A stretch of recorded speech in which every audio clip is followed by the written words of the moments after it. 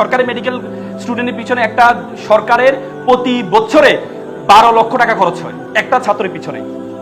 এবং কি ঢাকা বিশ্ববিদ্যালয়ের সবচেয়ে বেশি বাজেট হয়, ঢাকা বিশ্ববিদ্যালয়ে একটা ছাত্রের পিছনে 15 লক্ষ টাকা খরচ করে। কারণ আপনি বলেন টাকাটা কই যায়, আমাদের 1 টাকাও আমাদের পকেটে যায় না। আমরা যখন হলে ছিলাম আমরা দেখেছি, আমরা যখন ব্যাডমিন্টন খেলতাম, ব্যাডমিন্টনের ফেদারটাও সরকার দিত আমাদেরকে।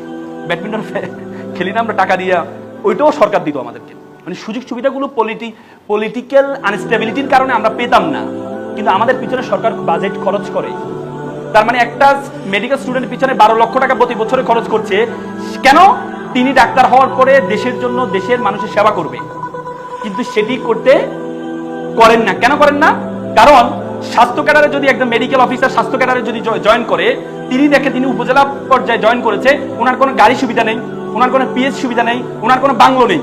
কিন্তু এট এ টাইম একটা বিসিএস ক্যাডার, প্রশাসন ক্যাডার, সে ইউনো হয়ে অথবা হচ্ছে সেই কি বলে আপনার এসিলেন্ট হয়ে সে গাড়ি ব্যবহার করছে, বাংলো ব্যবহার করছে, তখন ডাক্তার তখন থেকে হতাশ হয়ে যায়।